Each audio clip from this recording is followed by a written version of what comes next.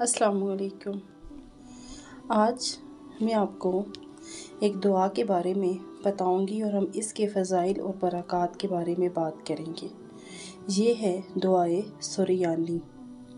اس متبرک دعا کو حضرت عبداللہ ابن عباس نے عربی زبان میں نظم فرمایا ہے۔ اصل دعا سریانی زبان میں تھی، اس لیے اب تک دعائے سریانی کے نام سے مشہور ہے۔ بزرگوں کا ارشاد ہے کہ عہد قدیم کی کتابوں میں اس دعا کا وہی درجہ تھا جو قرآن مجید میں سورہ رحمان کا۔ حضرت داؤد علیہ السلام کو جب کوئی مشکل پیش آتی تو سر مسجود ہو کر دعائے سریانی پڑھتے تھے اور اللہ تعالیٰ اس کی برکت سے مشکل آسان کر دیتے تھے۔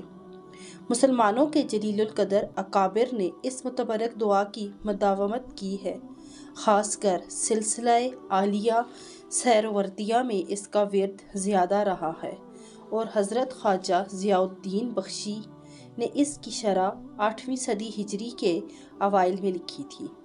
دعائے سریانی ہر جائز مقصد کے لیے مجرب ہے۔ اس کو روزانہ 3 مرتبہ یا 7 مرتبہ کسی بھی مقصد کے حصول کے لیے پڑھنا چاہیے اور اس کے بعد سر مسجود ہو کر دعا کریں۔ انشاءاللہ اللہ تعالیٰ دعا قبول فرمائیں گے اور آپ کی مشکل حل ہو جائے گی۔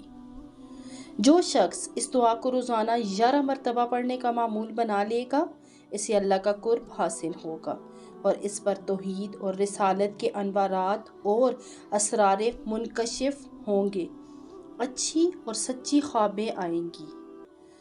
اگر کوئی جنگل میں رستہ بھول جائے تو اس دعا کو پڑھے، انشاءاللہ غائبانہ رہنمائی ہوگی اور صحیح راستے کا پتہ چل جائے گا۔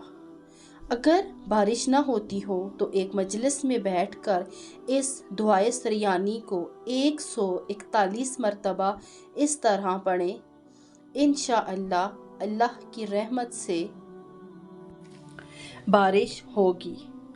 اگر کسی ملک میں قحط پڑ گیا ہو اور لوگ تنگی کا شکار ہو گئے ہوں تو آبادی کے باہر لوگ جمع ہو کر ننگے سر اس دعا کو 541 مرتبہ پڑھیں، انشاءاللہ اس ملک سے قحط دور ہو جائے گا اور اللہ تعالیٰ ترقی اور کامیابی عطا فرمائیں گے اور لوگوں کے لیے خوشحالی کا سبب بن جائے گا۔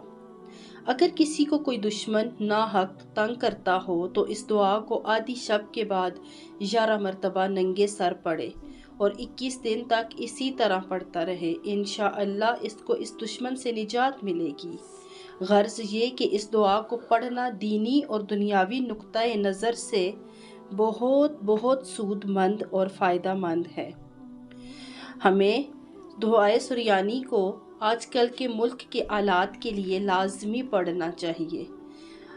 اگر ہم اپنی تاریخ کو دیکھیں اور ان کے بارے میں کچھ جاننے سمجھنے کی کوشش کریں تو ہم پر بہت طرح کی باتیں اور بہت ساری جتنی بھی حقیقتیں ہیں وہ سامنے آئیں گی، کیونکہ اللہ تعالیٰ کے کلام میں بہت برکت ہے اور اللہ تعالیٰ اپنے کلام کے صدقے ہم سب پر کرم بھی فرماتے ہیں اگر ہم یقین کے ساتھ پڑھیں تو۔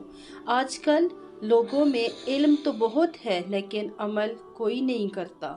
ہمارے گھر میں 3 بندے اگر بیٹھے ہیں اور تینوں کے پاس اگر موبائل فون ہے اور انہیں ایک دوسرے کا حال نہیں پتہ ہوتا، ساتھ والے کا حال نہیں پتہ ہوتا، اپنے بہن بھائیوں کے بارے میں انہیں خبر نہیں ہوتی، لیکن دوسرے شہر یا دوسرے ملک میں بیٹھے اپنے کسی دوست کی یا کسی کولیگ کی خبر وہ رکھتے ہیں اور ہم کسی کے حالات کا اندازہ آج کل اس کے واٹس ایپ سٹیٹس دیکھ کر لیتے ہیں، لیکن ہمیں ان کے پاس جانے کی، ان کا پتہ کرنے کی، ان کے پاس 2 منٹ بیٹھ کے تسلی سے بات کرنے کا ٹائم ہی نہیں ملتا۔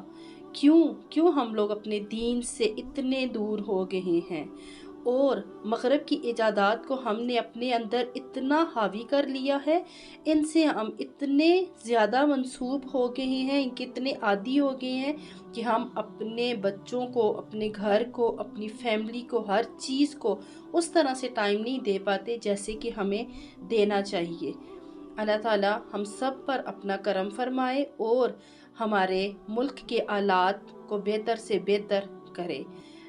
دعا میں یاد رکھیے گا اور اپنے اعمال میں زیادہ سے زیادہ اچھے کام کرنے کی کوشش کریں۔ شکریہ۔